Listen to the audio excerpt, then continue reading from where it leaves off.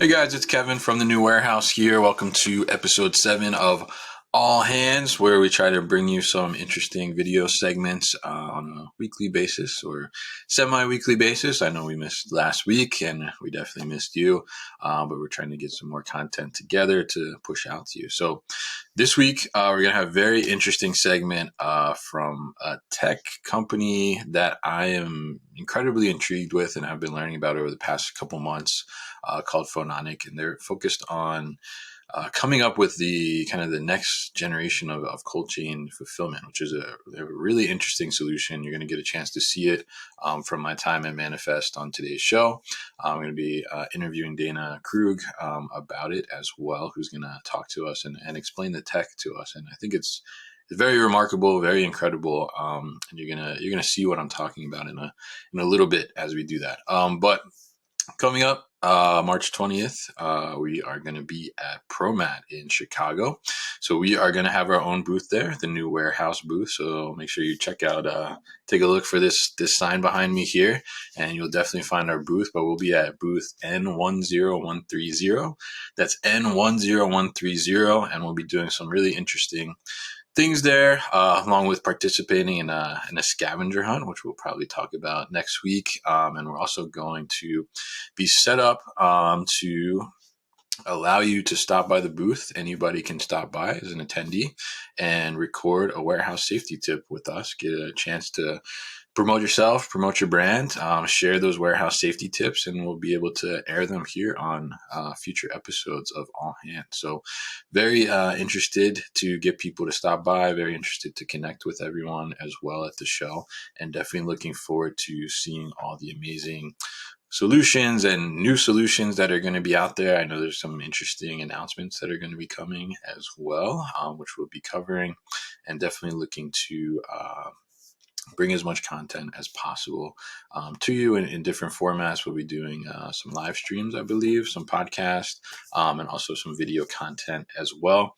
So definitely make sure you're following us on LinkedIn if you're not already, so you can stay up to date with that information. So for today, I decided I'm going to do the safety tip. So I'm always getting somebody else to do the safety tip, but I'll share one today. So this safety tip, I think, falls in the category of not only safety, but also organization as well of your operation. And I like to utilize this, especially when you have situations where you're either picking off of a pallet, whether it's cases or pieces. You want to ensure that you're utilizing the technique of layer picking versus pyramid picking. When we talk about layer picking, we're making sure that we're taking that first layer of the pallet, then the second layer, then the third layer. When we're going to do pyramid picking, we're taking basically boxes from wherever. So we might take the first 3, 4, 5 boxes in that row and then go to the next layer without the first layer being completed. And while in some cases it may be easier to reach those boxes, over time what's going to happen is that load and that weight on that pallet is going to become undistributed, right? So it's going to be unevenly distributed. So if it's in a rack, then the pallet has likelihood that it may tip backwards. If it's, all the product now ends up on the back of the pallet's going to go woo, just like that. Or it also runs the risk of having those cases fall if they don't have the stability of other boxes against them or underneath them. So you want to ensure that when you're picking off of pallets, whether they're in racking or they're on the floor, whatever the case may be, you want to utilize that layer pick. So not only is it going to remain safe because it's going to prevent things from falling over, whether it's on your employees or on the floor or just damages in general, but it's also going to help you keep organization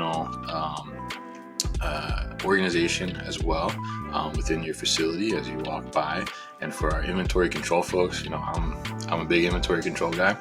Makes it that much more easier for you to do your cycle counts when you get to that pallet. So definitely make sure you're utilizing the layer pick versus pyramid pick. And if you have any great safety tips that you want to share, be sure to hit the link in the show notes, and I'll throw it in the comments too. and then sign up and you'll be right here talking about your safety tip as well. So definitely looking forward to connect with people at ProMat, but let's take a look at today's main segment featuring Dana Krug of Phononic from my trip to Manifest. Hey, it's Kevin from the New Warehouse podcast here in the Phononic booth, and I am very, very excited by Phononic because they're providing very interesting solutions for cold chain fulfillment. And I'm joined here by Dana Krug. He is the Senior Vice President of Cold Chain Fulfillment for Phononic. He's going to tell us a little bit about what Phononic does, what their solution kind of looks like, how it works, and then we're actually going to get a tour around the booth and see what these totes look like. They're very, very interesting. And he's going to tell us a little bit about that. So Dana, welcome. Thanks for joining me. Thanks for inviting me into your booth, I guess, Thanks. Right? Appreciate you coming by, Kevin. Definitely. So why don't you tell us a little bit about Phononic and what it is that you guys do? Yeah. So Phononic is a semiconductor-based cooling technology, so both heating and cooling. And we use a semiconductor technology to replace compressor-based systems to be able to do freezing and refrigeration. And this is specifically in cold chain fulfillment. So think mobile applications, warehouses, automation, manual retail fulfillment where they're actually fulfilling orders for customers. Right. And so I think the technology is really, really interesting. And we're going to show the tote so people will be able to see what it looks like and kind of how that works. But first tell us, why do you think that this kind of different type of technology when it comes to cooling and refrigerated temperatures was needed in the industry? Yeah, so there's a few things. So one is this is a area of the grocery fulfillment space that as everybody knows is kind of exploding, right. And trying to predict what that demand is going to be is kind of hard to do, right? And what the industry has had to do is kind of predict what's my capacity going to be 5 years, 10 years out. Very difficult to do. We basically introduced this technology as a on-demand capacity for cold chain fulfillment, which gives us the ability to do a couple of things. So one is, if you want to start with a very small facility, right. Where maybe you're processing maybe 20 orders a day, you can start with that and then kind of scale up. So that's kind of one. Two, the technology is very specific to being very sustainable. So we use water and CO2 as our refrigerant. Right. So that's a global warming potential of 1. It doesn't get any better than that. So what that really means is if you stack that up against compressor-based systems, which might be on average that are out there in the 700 range.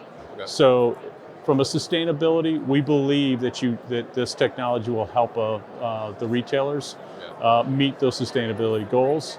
And then the other is that instead of having to recreate your environment, right? So from a warehouse, from a truck, from an in-store, you can use our totes to actually cool what you want to cool, when you want to cool it, at the exact temperature that you want to cool it at. Yeah, and I think that's one of the, obviously the sustainability part I think is huge. I did watch the talk yesterday with Tony, your CEO. I thought it was really, really interesting. But the sustainability aspect is huge, but I think one of the other huge aspects of this technology that you guys have come out with is the fact that you're able to take pretty much any space and make it into a cold space. And I think, anybody in the industry is familiar with the fact that, cold storage space is few and far between, right? Yeah. High demand for it.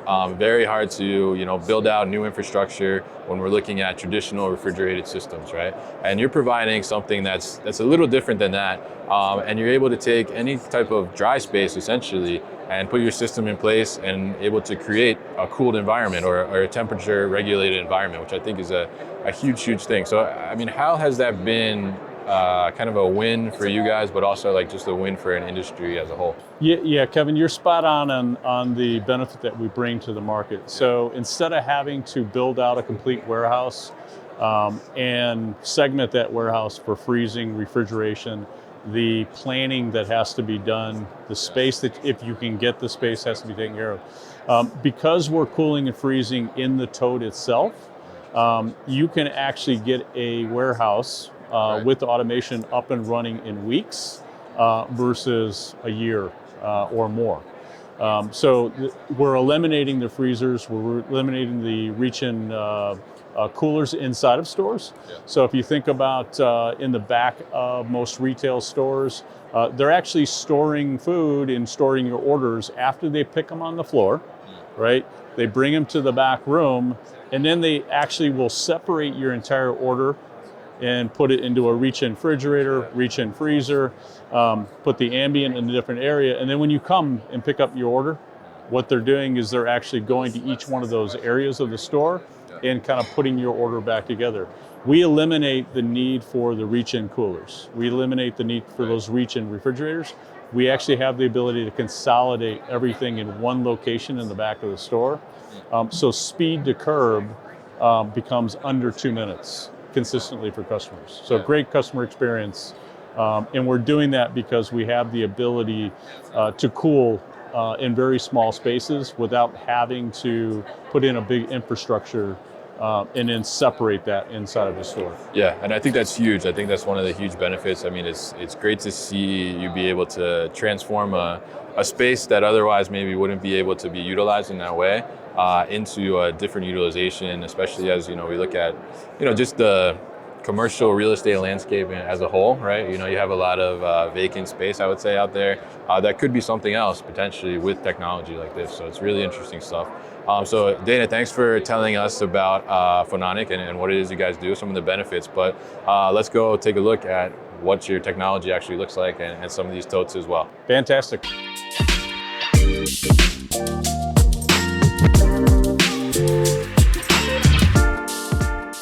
All right, so I'm here with Dana at the Phononic booth again, and we're looking at the generation 1 of their tote. And as you can see, this tote here, this is how they are freezing and keeping items refrigerated just in this simple tote. So Dana, why don't you tell us a little bit about this tote and kind of how that works? Yeah, so Kevin, it really starts with the heat pump. So this is a semiconductor-based technology. This is actually what replaces the compressor. So this chip basically goes inside the tote, kind of in between these, and that's what's actually driving the freezing and the cooling within the totes. Yeah. There's obviously some more subsystem components in there that help enhance that. But what we're able to do is take, because this is such a small technology, right, versus a big compressor, the entire cooling system actually sits within this inch and a half area that does all the freezing and cooling. So that's kind of the starting point of it.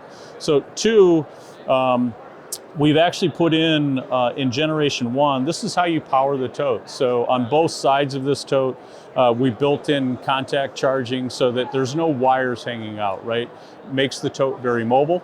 And then inside the tote, what we've done, you can kind of see it in here, this is actually a live tote. So you've got frozen product in here, you can feel it. It's cold, it's cold, it's rock hard, right? Wow. So this is what is being used to pick into the tote for orders, and it's also being used for storage inside of micro-fulfillment centers. So they'll use the tote for both reasons for that. This is a freezer tote. We've got a refrigerator tote as well. And we can actually turn a freezer into a refrigerator by bringing the temperature up. Adjust the temperature, basically. Correct. Interesting. And so let me see this thing here. So you guys think about this, right? And you look at traditional refrigeration. You don't typically get traditional refrigeration from something this small, right? So tell us, what would the traditional refrigeration unit look like? I mean, yeah, so we've actually seen some other companies that have tried to do something similar to this, only with traditional refrigeration systems. So the compressor that you would have, this is a 125 watt heat pump. So a compressor would be about that big in size. So if you can imagine taking a tote like this and then putting about a third of the tote would be used up, you'd have no space for the goods, right? So I can see in here and I can fill up multiple orders in this because our space utilization is fantastic inside, right? So that's that from a tote perspective. That's the application. The use cases will range in capability. So we have some retailers that will use the totes. They'll put them onto carts. and go through the store, pick right into the tote. And the beauty is that we've got an all-in-one pick cart, right, that is also used for staging. So if you can imagine what I described earlier, right, where the retailer's kind of separating and putting things back together, with this tote, I can have a freezer tote, a refrigerator tote on the same cart as their ambient totes, right? And they basically come off the back floor or at the front floor when they're done doing their pick walk, bring it to the back, plug the cart in, and it stays there until the customer comes. Interesting. And then the only thing you need really to have the tote remain at those temperatures, right, is just something to charge it right here, right? And we supply all of that. Yeah. So this is really a turnkey solution. All we really need from the retailer or from the micro fulfillment center is power. So we'll take care of the contacts for charging, the power modules. We'll obviously take care of the tote. We take care of all the maintenance. And one of the things that's very unique to this is that we've got IoT on the tote, or connected services. So we have the ability to get the temperature for the tote, for each and every tote, each and every order. We'll actually document that temperature. So from a cold chain compliance perspective, we know when something was put into the tote and when it was pulled out of the tote, and we know that it was kept at a perfect temperature the entire time.